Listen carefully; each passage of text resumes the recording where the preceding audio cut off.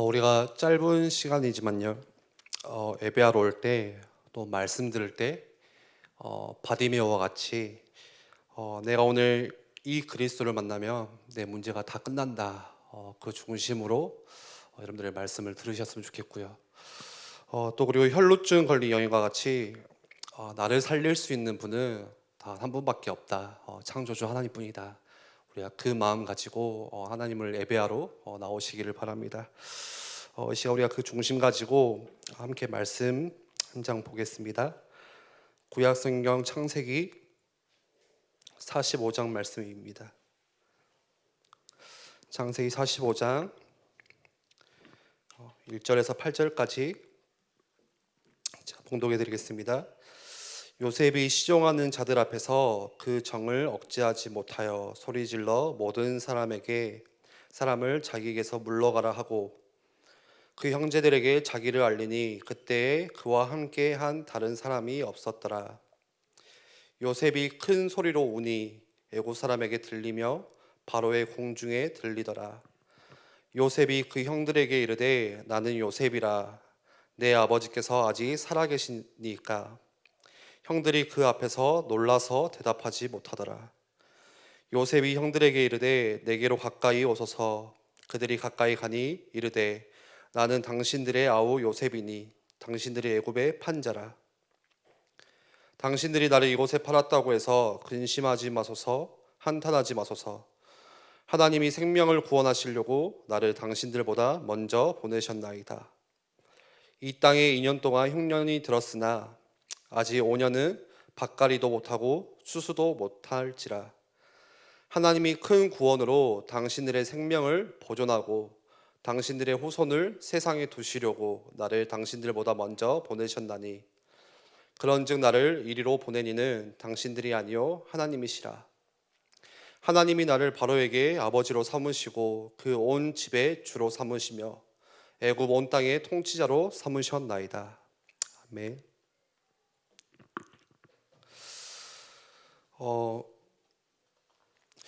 그 하나님 자녀에게 주시는 축복, 또 우리가 그 축복 가운데 참된 감사, 우리가 상상할 수 없을 만큼 어마어마합니다. 여러분들이 상상하는 것보다 훨씬 더 위대하고요, 훨씬 더 크고요. 예. 우리를 하나님께서 살리는 자로, 전도자로 부르셨죠. 세상이 줄 수 없는 답, 세상의 그 어떤 뛰어난 정치인, 과학자, 교수라고 할지라도, 부자라고 할지라도 세상과 재앙과 세상의 저주 막을 수가 없습니다. 그런데 하나님께서 누구를 통해서 그 세상의 재앙과 저주를 막으시고 그 답을 전달하시냐? 바로 여러분들을 통해서, 저와 여러분을 통해서.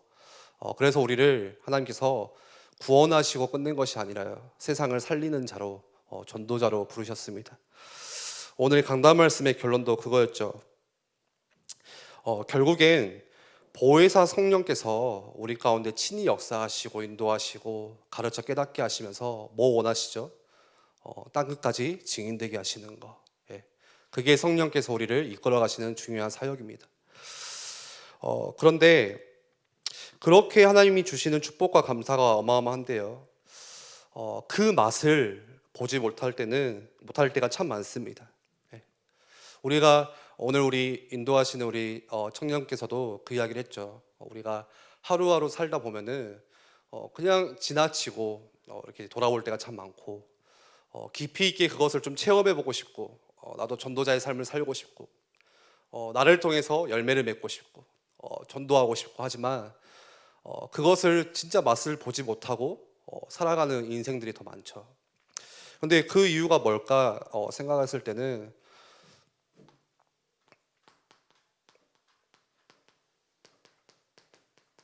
우리의 어려운 현실과 또 우리가 살아온 과거의 여러 날을 통해서 받았던 상처들, 이 두 가지 때문에 그런 것 같아요. 예.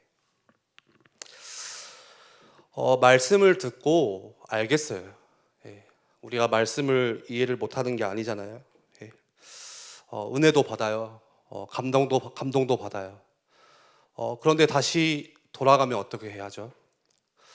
6일간의 삶 가운데 다시 돌아와서 내 현실을 보면요, 거리가 너무 멀게 느껴져요.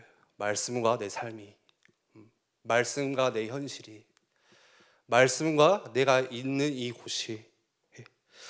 그래서 그 말씀이 잘 믿어지지가 않고, 그리고 또는 말씀이 그냥 관심 없이 우리가 살아갈 때가 많죠.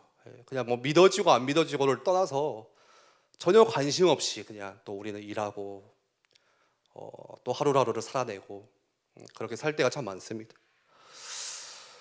왜 내 가정은, 왜 우리 집은 이런 문제로 고통당해야 될까? 제가 여러분들의 가정 사항들을 다 잘 모르겠지만요, 저희 집을 보더라도 왜 우리 집은 이런 어려움들이 끊이지가 않을까? 나는 왜 이렇게 계속해서 경제적인 뭔가에 그런 시달리는, 가난에 시달리고 경제적인 그런 압박들을 계속 받으면서 살아오는 걸까? 예. 왜 내 주위에는 그런 어려움들이 계속해서 좀 되어진다고 하면은 조금씩 다시 또 스물스물 올라오고 그러는 걸까? 그런데 그런 현실에다가 뭐까지 있죠? 과거의 상처가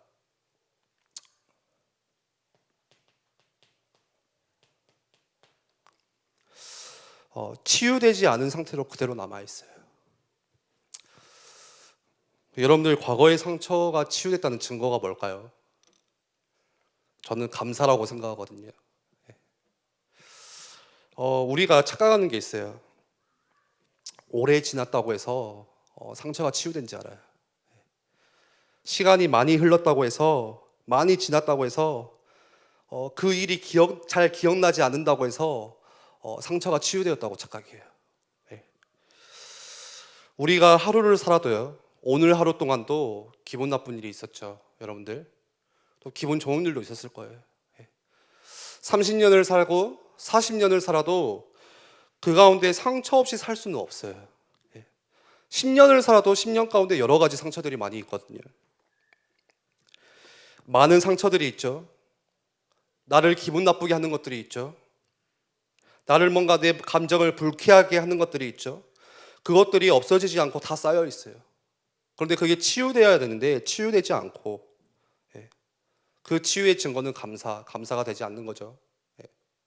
그리고 시간이 지나니까 그냥 덤덤해진 거지 치유가 된 건 아니에요. 그냥 조금 잊혀진 거지 그게 치유된 게 아니에요. 그래서요, 누가 말 한마디 하면 기분이 확 나빠져요. 왜 나빠질까요? 심지어는 나쁜 말도 아닌데 그냥 한 말인데 내 기분이 상하기도 해요. 그게 왜죠? 내 과거의 상처 때문에. 상처가 있으면 가까이 가기도 아프고 누가 가까이 오기만 해도 움찔거리잖아요. 그런데 우리 안에 이러한 감정의 상처가 있으면 가장 잘 안 되는 것이 사실을 사실대로 보지를 못해요. 그게 이제 심각한 거거든요. 정확한 사실이 있음에도 불구하고요, 이 사실을 내 과거의 상처 때문에 어떻게 바라보냐? 틀린 생각을 가지고 바라보고요. 그리고 뭔가 이 사실을 자꾸 내가 뭔가 오해해요. 혼자 그 오해의 꼬리를 물고 그렇게 생각을 해요. 그리고 이 정확한 사실이 있음에도 불구하고 이거를 왜곡되게 생각해요. 뭔가 굴곡지게 생각해요. 오늘 우리가 창세기 45장의 말씀에 요셉의 이야기는 너무 잘 아는 말씀이죠.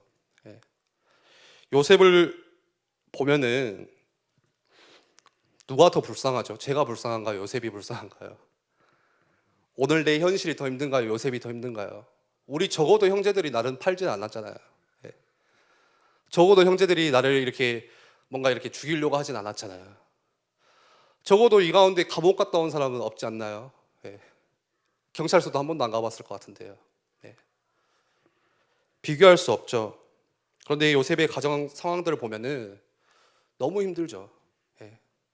우리는 너무 익숙한 요셉이기 때문에, 애굽의 총리 요셉이기 때문에 괜찮겠지. 근데 우리가 만약에 요셉처럼 산다면 형제들이 나를 죽이려고 하고 나를 팔고 억울하게 내가 교도소 갔다 오고, 예, 실패한 삶이 되겠죠. 어릴 때 어머니가 돌아가세요. 요셉의 어머니가. 그리고 형들이 10명이나 있어요. 예. 근데 그 10명 형들이 하나같이 요셉을 좋아하질 않죠. 싫어해요. 예. 그리고 심지어는 그 10명의 형들 또한 친형제가 아니라 다 배다른 형제들. 예. 그래서 요셉의 어머니가 3명이나 되죠. 그나마 요셉의 아버지 야곱, 그나마 요셉을 조금 이해를 해줘요. 예. 그래서 요셉이 생각할 때, 아, 나는 아버지의 사랑이 없으면 못 살 것 같아, 이렇게 생각하잖아요. 그런데 어떤 일이 일어나냐, 그 아버지를 영원히 더 이상 보지 못하는 환경 속에 갇히게 돼요. 막막하죠. 형들이 노예로 팔아버리죠. 그래서 더 이상 아버지를 만날 수도 없고요, 더 이상 집으로 고향으로도 돌아갈 수 없는 상황. 비참하죠. 이게 요셉의 우리가 아는 어릴 때 환경이잖아요. 그런데 그 뭐 아냐 못 오냐가 중요한 게 아니라, 요셉이 만약에 요셉이 노예로 팔려가고 감옥에 있던 그런 과거의 일들이 치유되지 않는 상처로 남아 있었다면 어떻게 됐을까요? 요셉은 분명히 뭐 했냐? 틀린 생각했을 거예요. 틀린 행동했을 거예요. 그렇지 않았을까요? 요셉이라고 무조건 하나님의 사람이니까 이렇게 됐냐? 그 상처가 치유되지 않았으면은 뭔가의 요셉 인생의 평생을 뭐 가지고 살았냐? 원한 가지고 살았겠죠. 그 노예로 청소하고 노예로 그 집에서 일하면서 무슨 생각을 하면서 일했을까요? 원한 가지고 일했겠죠. 내가 진짜 일을, 오늘 우리 목사님 말씀처럼 그 시계를 씹어 먹은 만큼, 예, 버덕버덕 일을 갈면서 내가 진짜 여기만 나가봐라, 진짜 다 죽여야지, 형들. 그게 정상이잖아요. 예. 만약에 상처가 치유되지 않았으면은 형들을 복수하기 위해서 최선을 다했을 거예요. 열심히 살았을 거예요. 그게 세상의 이치잖아요. 예. 한 대 맞으면 2대를 갚아줘야 되고, 예. 3대 맞으면 반 죽여놔야 되고, 그래야 속이 우리가 시원하고, 예. 그래야 저녁에 좀 잠을 편안하게 잘 수 있고 시원하게. 저만 그런 것 같기도 하고요. 그래서 그게 세상의 이치고, 우리가 드라마를 보고 영화를 보더라도 어떤 영화를 좋아하죠? 복수극. 그쵸? 주인공이 너무 짠해요. 막 버림받고 막 죄송합니다. 너무 짠해요. 너무 짠해. 너무 짠한데 갑자기 팍 해가지고 막 복수하고 그러면은 막 짜릿짜릿하잖아요, 우리가. 왜요? 실제로 우리는 또 그런 복수를 못 하니까, 소심해가지고. 그냥 그런 대로 또 맞고 살잖아요, 우리는. 속으로만 막 생각을 하잖아요. 근데 그거를 현실적으로 드라마에서 풀어주니까 막 속이 시원하잖아요. 예. 막 상사한테 막 김치 싸대기 때리고 막. 예. 재밌죠. 예. 그게 세상의 이치잖아요. 예. 저는 안 그래요. 저도 그래요. 제가 운전하면요, 제 와이프가 운전 거칠다고 그러거든요. 난 안 거친데? 근데 절대 제 앞에 못 끼어들게 저는 빡싹 붙여요. 이 습관이 돼 있어요. 누가 끼어들었다 다시 끼어들어야 돼. 어떻게 해서든지 끼어들어야 돼. 분노의 질주를 막 시작합니다, 혼자. 그게 세상의 이치잖아요, 복수하는 거. 그런데 요셉이 어떻게 행동하죠? 오늘 창세기 45장 말씀을 같이 읽었는데, 45장 5절에 형들이 나를 판 것이 아니래요. 형들이 요셉을 보고 기겁하잖아요. 이제 우리 죽었다, 진짜. 진짜 죽었다. 요셉이 뭐라고 말하죠? 그 두려워하는 형들 앞에서, 형들이 나를 판 게 아니고 하나님이 생명을 구원하시려고 나를 먼저 앞서 보내셨다. 기가 막히죠. 이런 고백 우리는 흉내라도 낼 수 있을까? 7절에는 하나님이 큰 구원으로 당신들의 생명을 보존하고 당신들의 후손을 세상에 두시려고 나를 당신들보다 먼저 보내셨나이다. 이런 고백할 수 있을까요, 우리가? 할 수 있어요. 왜요? 내한테 언약이 더 크면 돼요. 요셉에게 힘든 현실이 있었어요. 노예라는 현실, 감옥이라는 현실. 과거의 상처도 있었어요. 부모에 대한 상처, 형제에 대한 상처. 그런데 그것보다 또 뭐가 있었냐? 하나님의 언약이 요셉에게는 이것보다 더 크게 있었던 거예요. 그러니까 이런 고백을 할 수 있는 거죠. 요셉이 그릇이 넓었냐, 성격이 좋았냐, 그것과는 상관이 없어요. 요셉에게 그 언약이, 하나님께서 주신 그 언약이 더 이것보다 크게 다가왔기 때문에, 그 언약이 내게 실제가 되었기 때문에 이런 고백을 할 수 있는 거예요. 아브라함에게 주셨던, 하나님이 약속하셨던 그 언약, 그 언약을 요셉이 기억한 거죠. 마음에 품은 거죠. 씨에 대한 언약. 내가 너의 민족을, 너의 자녀들을 하늘의 별처럼, 바다의 모래알처럼 더 큰 민족을 내가 이루겠다 하신 그 하나님의 언약이 더 크게 나한테 있었기 때문에 현실도 있었고, 상처가 없었냐, 상처도 있었지만 이런 고백할 수 있는 거예요. 당신들의 자손들을, 후손을 세상에 두시려고, 생명을 구원하시기 위해서 나를 이곳에 먼저 보내셨습니다. 그렇기 때문에 모든 요셉의 과정들이, 그 하나하나가 다 축복이 된 거죠. 하나님이 주시는 축복이 뭘까요? 아마도 내가 생각하는 축복과는 조금 다를 거예요. 우리는 축복받기를 원하죠. 그래서 보통 우리가 주로 기도하면은 기도 제목이 뭐죠? 하나님, 내가 신앙생활을 잘하게 해주세요. 뭐 이런 거. 내가 피해를 좀 안 입히고 살고, 내가 하는 사업이나 좀 일이 잘 풀리고 잘 되면 좋겠고, 내가 큰 어려움 안 당했으면 좋겠고, 주로 이런 기도 제목이죠. 우리가 기도할 때. 그런데 하나님의 자녀는 하나님의 계획을 볼 수 있어야 돼요. 진짜 축복은 뭘까요? 내가 잘 되는 것이 아니고요. 내가 잘 되고 잘못되고 그게 축복의 기준이 아니라, 내가 잘 안 되어지는 그 상황 속에서도 하나님의 계획을 정확하게 보는 거. 그게 진짜 축복이에요. 아무리 일이 잘 풀리고 잘 되어지고 잘 산다고 해도 그 속에서 하나님의 계획을 보지 못하면 그 저주예요. 구원받은 하나님의 자녀가 확실하다면요, 반드시 모든 문제에는 하나님의 계획이 같이 있어요. 어느 작은 문제라 할지라도 하나님의 계획이 없는 게 없어요. 구원받은 자녀라면. 자녀가 아니라면 상관이 없겠죠. 그렇다면요, 신앙생활에 내가 흔들리지 않는 키는 뭐냐? 그 하나님의 계획을 정확하게 보는 거. 요셉은요, 잘 아시다시피 씨앗이 노예였어요. 감옥에 갔죠. 그런데 왜 흔들리지 않았죠? 하나님의 계획을 정확하게 본 거예요. 하나님의 언약을 너무 정확하게 품고 있으니까 계획이 보이는 거예요. 여러분들 중에 왜 내 가정에 이런 퀘스천 마크가 있을 거예요? 왜 내 직장에, 내 현실 어려울까? 그 속에 뭐가 있어요? 하나님의 자녀라면 하나님의 계획이 있어요. 하나님의 의도가 있고 하나님의 이유가 있어요. 우리의 질문 가운데 왜 나에게는, 남들하고 다르게 나에게는 이런 문제가 있지? 내 또래 친구들하고 다르게 왜 나는 이렇게 있지? 더 큰 계획이 있는 거예요. 남에게 없는 더 큰 계획이 있는 거예요. 여러분들의 그릇이 더 크기 때문에, 충분히 감당할 수 있기 때문에 더 큰 축복을 주시려고.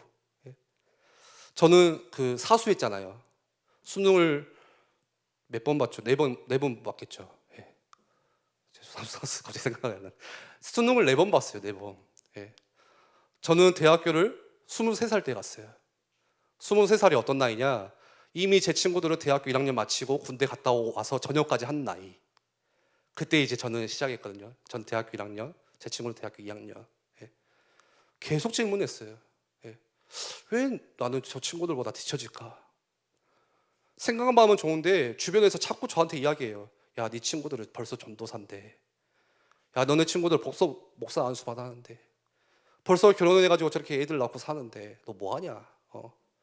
그렇게 천천히 가가지고 맨날 뒤처지고 어쩌려고 그러냐? 왜 남들에게 없는 게 나한테 있을까? 왜 나는 이렇지? 계속 질문하거든요. 그런데 그게 아니더라고요. 하나님의 더 큰 계획이 있는 거예요. 나에게 숨겨진 계획이. 그래서 우리가 말씀을 들으면서 뭘 보셔야 되냐? 하나님의 계획을 발견하셔야 돼요.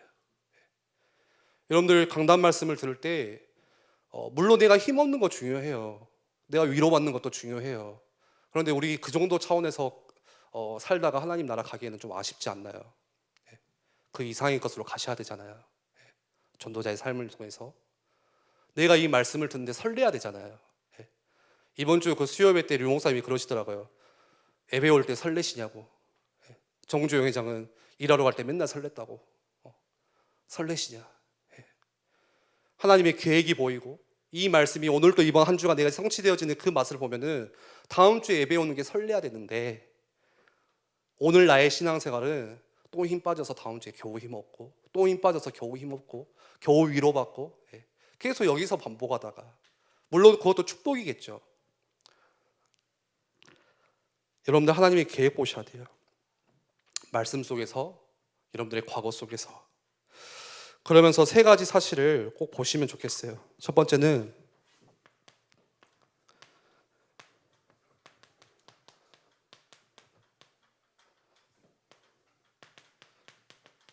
내가 구원받았다는 사실. 항상 우리가 흔들리지 않고 정확하게 딱 답 내려야 될 거. 나는 구원받은 하나님의 자녀구나. 성경에 응답받은 사람들 전부 다 구원받았다는 사실 꼭 가지고 있었어요. 그래서 그런 사람들을 성경에서 설명할 때마다요 다 이렇게 설명해요. 여호와께서 함께 하심으로 구원받았다는 이야기죠. 여호와께서 요셉과 함께 하심으로, 여호와께서 다윗과 함께 하심으로, 하나님께서 나와 함께 하시기 때문에 다윗이 고백하죠. 내가 사막의 음침한 골짜기를 다닐지라도 해가 되지 않고 괜찮다. 하나님이 나를 구원하셨기 때문에. 우리가 문제 앞에 섰을 때, 어려움 앞에 섰을 때 꼭 먼저 확인해야 될 것은 나는 구원받은 하나님의 자녀구나.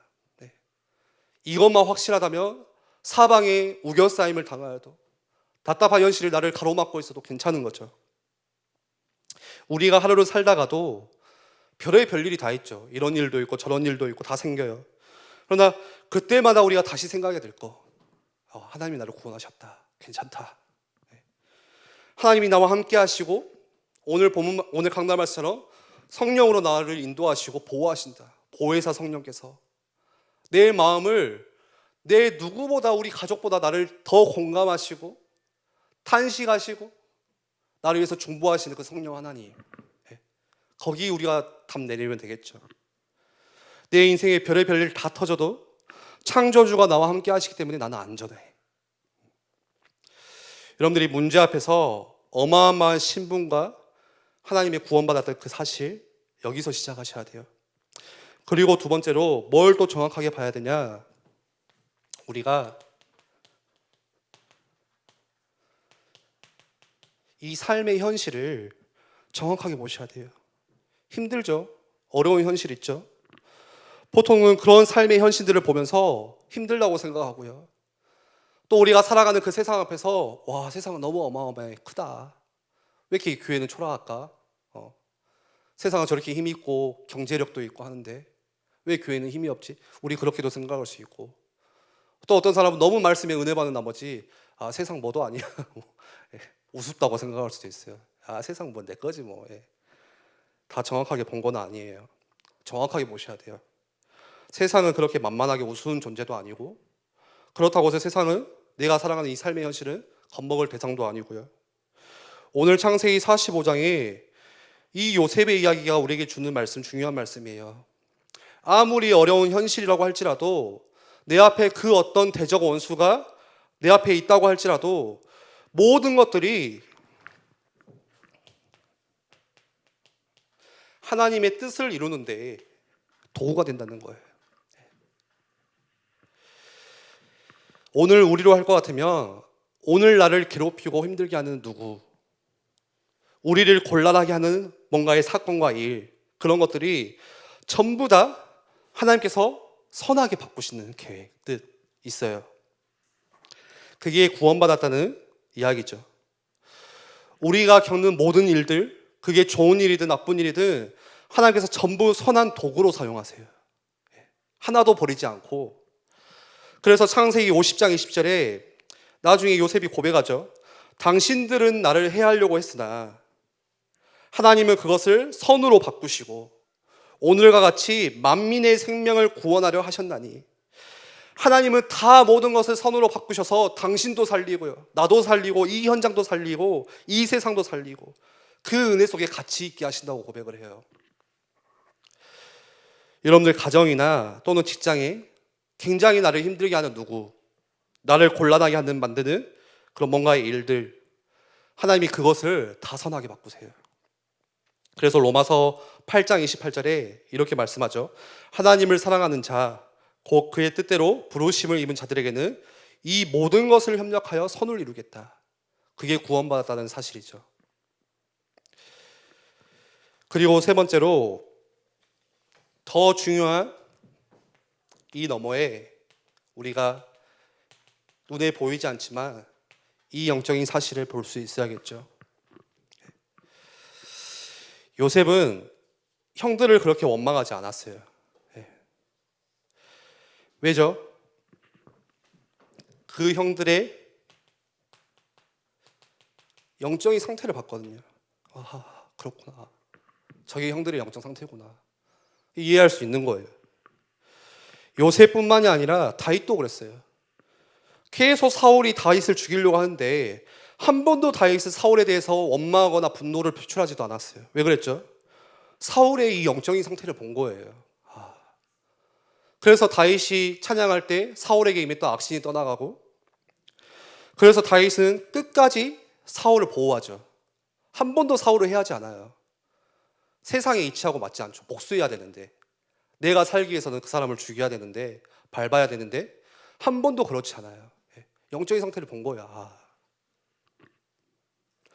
그러니까 다윗을 하나님의 축복을 안 하실래 안 하실 수 없는, 여러분들 밖에서 만나는 사람들 다 감추고 살아요. 다 숨기고 살아요. 여러분들 내일 또 직장 가서 만나는 그 직장의 동료들 다 감추고 살거든요. 그런데 영적인 사실에 내가 눈을 뜨고 나면은 굉장한 것을 볼 수 있어요. 이유가 있구나. 그래서 하나님께서 나를 이곳에 보내셨구나. 나를 이 현장에, 이 직장에 나를 보내신 이유가 이거구나. 이해할 수가 있어요. 도와줄 수도 있겠죠. 우리 집도 마찬가지겠죠. 가정에 항상 술 마시는 아버지를 보면서요, 예를 들어서 자꾸 힘든 뭔가의 어머니의 모습을 보면서 영적 사실을 못 보면은 절대 이해 못 해요. 왜 저렇게 살까? 왜 저렇게밖에 살 수가 없을까? 영적 사실을 보면요, 영적 상태를 보면 이해가 되는 거예요. 저게 아니구나. 많은 사람들이 교회 안에서도 이런 말 저런 말 많이 해요. 목사가 잘못했니? 장로님들이 잘못했니? 누가 틀리니 맞니? 맞는 말일 수 있지만 영적 사실 못 본 거예요. 진짜 중직자라면 여러분들 앞으로 예비 중직자가 되시겠죠. 장로가 되실 테고 권사가 되실 테고, 내가 진짜 하나님께서 세우신 중직자라면은 내가 우리 목사님의 약점을 위해서 보호자가 되고 목사님을 위해서 내가 중심으로 기도해야겠구나. 그래서 나를 이 교회의 중직자로 세워주셨구나. 기도하라고. 그게 영적인 상태를 정확하게 본 거잖아요. 불신앙을 멈추고 기도하는 자로, 불신앙을 멈추고 살리는 자로,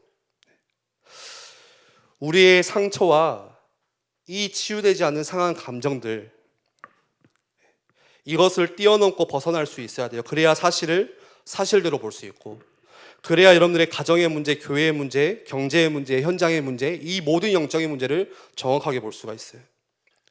그래야 우리가 왜곡되지 않고 적절하게 또 정확한 대처를 할 수가 있는 거예요.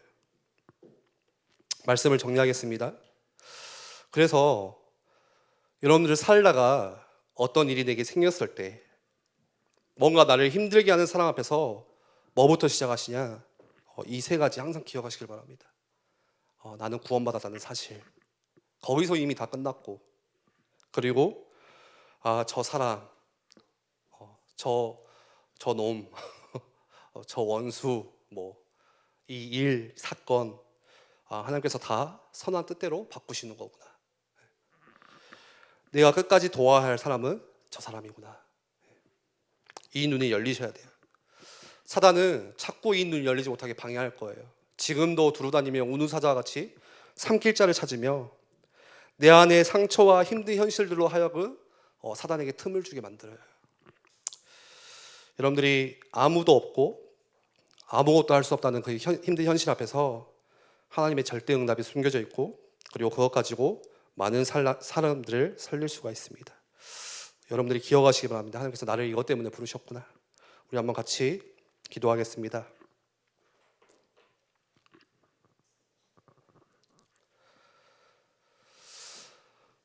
하나님 자녀에게 주신 어마어마한 신분과 권세 내가 맛보지 못하고 사용하지 못하면 자꾸 사단에게 속을 거예요. 예.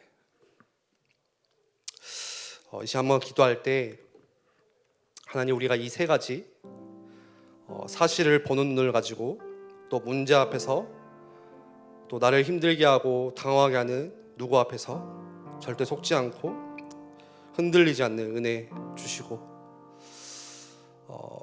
더 간절히 기도하기는 하나님, 오늘 우리에게 주셨던 이 말씀이 내 현장에서 진짜 성취되어지고 맛을 볼 수 있어서 우리가 다음 주에 예배로 모일 때는 설레는 마음으로, 기쁜 마음으로, 더 일찍 가고 싶은 그 마음으로 하나님을 예배할 수 있도록 우리에게 성령으로 역사해 달라고 우리 한번 같이 기도하겠습니다.